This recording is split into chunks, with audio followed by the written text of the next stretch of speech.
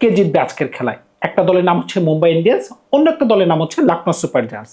আপনারা যদি খেয়াল করে দেখেন, দুইটা দলের একটা দল কিন্তু ভালো খেলতে পারতেছে না। কি কারণে ভালো খেলতে পারতেছে না সে প্রশ্ন উত্তর কিন্তু আমার কাছে নাই।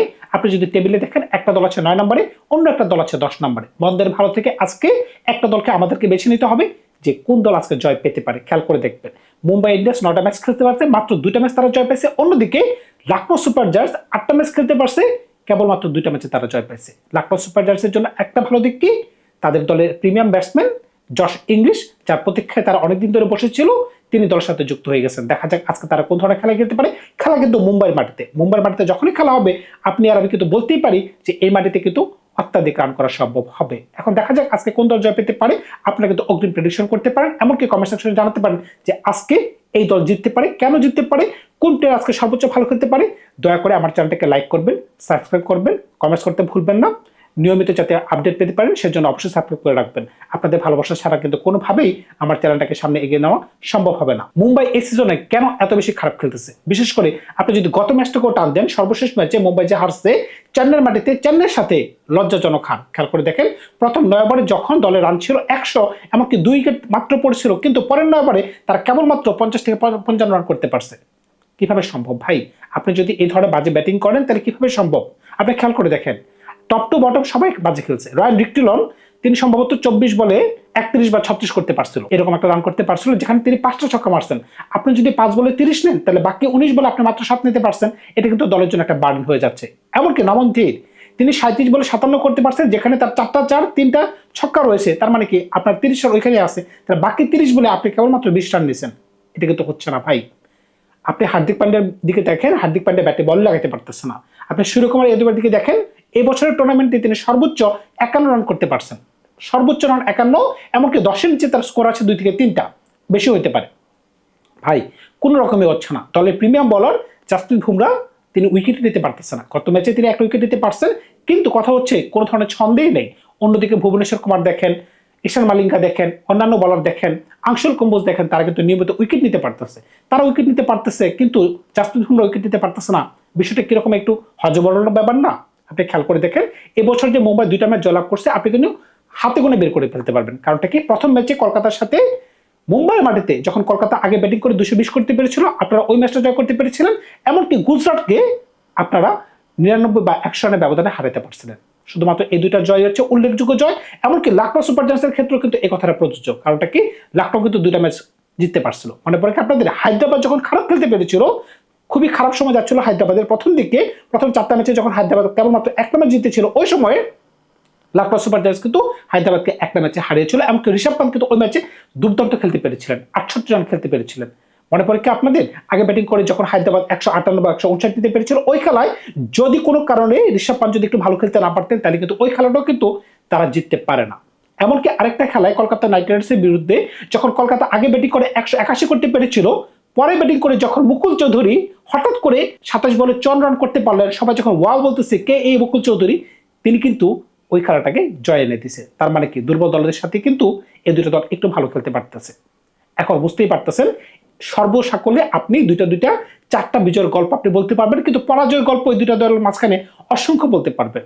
এখন যদি আজকে খেলাতে চলে আসেন, আজকে লখনৌ সুপার জায়ান্টসের জয় সম্ভাবনা কতটুকু, তাদের দলের কম্বিনেশনটা কিরকম হতে পারে খেয়াল করে দেখেন। মুম্বাইয়ের মাটিতে খেলা, এখানে কিন্তু রান করতে হবে আপনাকে। সুতরাং যেহেতু তাদের দলে প্রিমিয়াম ব্যাটসম্যান অনেকদিন ধরে, যার প্রতি তাদের আশা ভরসা ছিল তিনি কবে আসবেন, তিনি কিন্তু চলে আসছেন। জশ ইংলিশ গত টুর্নামেন্টে পাঞ্জাবের হয়ে তিনি যে ধরনের ছন্দে ছিলেন, 3 নম্বর পজিশনে, আশা করবো যে তিনি 3 নম্বর পজিশনটা গ্র্যাব করে নেবেন। এমনকি লখনৌ সুপার জায়ান্টসের হয়ে তিনি ভালো খেলবেন। তাহলে ব্যাটিং অর্ডারটা কিরকম হতে পারে, এডেন মার্করাম, মিচেল মার্শ, 3 নম্বরে জশ ইংলিশ, 4 নম্বরে নিকোলাস পুরান, 5 নম্বরে ঋষভ পান্ত, 6 নম্বরে আয়ুষ বাদনী, 7 নম্বরে মুকুল চৌধুরী। তাদের ব্যাটিং শেষ। 8, 9, 10, 11 তাদের প্রিমিয়াম বলারের প্রয়োজন। মোহাম্মদ শামি, যে কিনা দুর্দান্ত বল করতে পারতেছেন।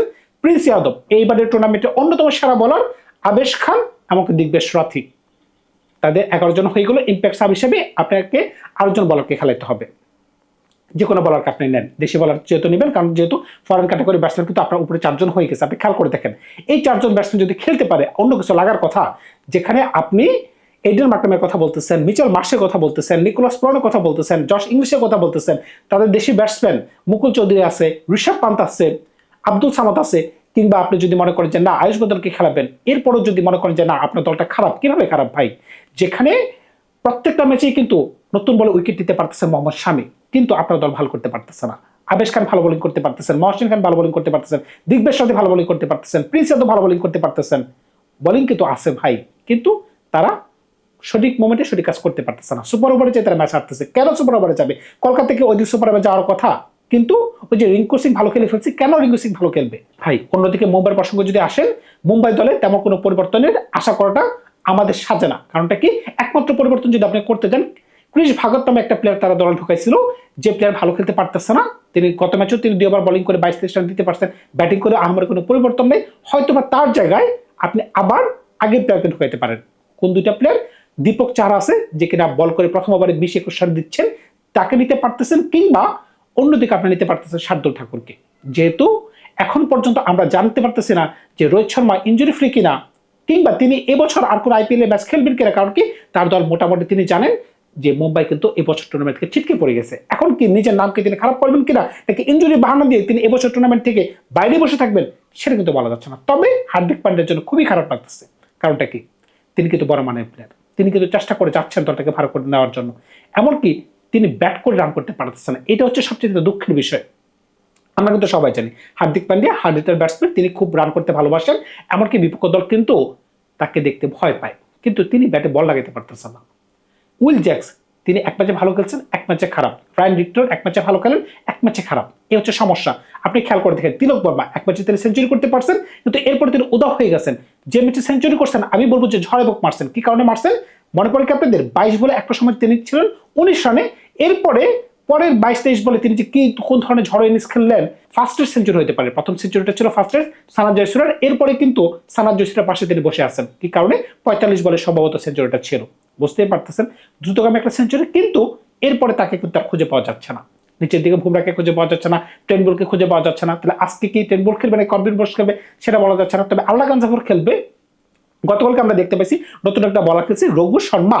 রঘু শর্মা কিন্তু ভালো বোলিং করতে পারছে, কিন্তু আজকে দেখা যাক তারা কোন ধরনের 11 নিয়ে নামতে পারে। তবে তেমন ধরনের কোনো পরিবর্তন নেই। কারণটা কি? উইল জ্যাক্স, রায়ান ভিক্টর, নামন ধীর, সূর্যকুমার যাদব, তিলক বর্মা, হার্দিক পান্ডিয়া, ভাই শেষ। নিচের দিকে আপনি সর্বোচ্চ আরেকজন ব্যাটসম্যান রবিন মিন্স, তাকে কিন্তু আমরা ফ্লপি খুঁজে পাইছি। কারণ কি? তিনি ব্যাট হাতে ওই ধরনের ছন্দে কিন্তু আমরা খুঁজে পাইনি। নিচের দিকে যারা বলার আছে, ট্রেন্ট বোল্ট, আপনি খেলাতে পারতেছেন জাসপ্রীত বুমরাকে, আল্লাহ জাফর, সেই সাথে আরেকজন। এই তো ভাই, এখানে আর দল করে লাভ নেই। কারণটা কি? তারা এখন আজকে কোন ধরনের খেলা খেলতে পারে সেটা হচ্ছে দেখার বিষয়। ব্যাটের থেকে যদি আপনি ওই ধরনের রান করতে না পারেন, রান করতে পারতেছেন, যেমন আপনি বলতে পারতেছেন, যেমন এর আগের খেলায় সানরাইজ হায়দ্রাবাদের সাথে কিন্তু তারা 243 রান করতে পেরেছিল, মুম্বাইয়ের কথা বলতেছে, কিন্তু তারা কিন্তু বল করে ডিফেন্ড করতে পারেনি। খেয়াল করে দেখেন, সানরাইজ হায়দ্রাবাদ এত সহজে খেলাটাকে জয় করে নিচ্ছে। 18তম ওভারের মাঝখানে যদি আপনি খেলা শেষ করে ফেলেন, 9টা বল কিন্তু টি20তে অনেক বল ভাই, 9 বল হাতে রেখে যদি 243 রান চেঞ্জ হয়ে যায়, তার মানে কি? আপনি ওই ধরনের ভালো বোলিং করতে পারতেছেন না, কিছুই করার নাই ভাই।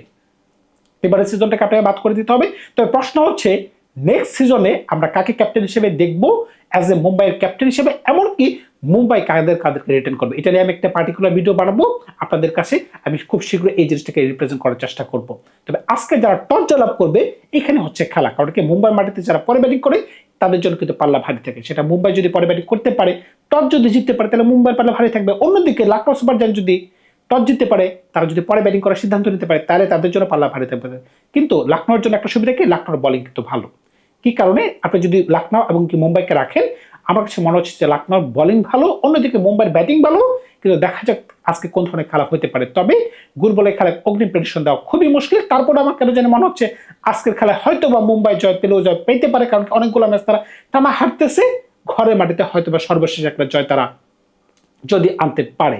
তবে লখনউ সুপার জায়ান্টসকেও কিন্তু ফেলে দেওয়া যাচ্ছে না। কারণটা কি? জশ ইংলিশ দলের সাথে যুক্ত হয়ে গেছে। এখন একটা মাত্র প্লেয়ারের কারণে কি দলের মাঝখানে বড় ধরনের পরিবর্তন আসবে কিনা, সেটা আসলে সময় বলে দিবে। ধন্যবাদ সবাইকে, ভালো থাকবেন আপনারা।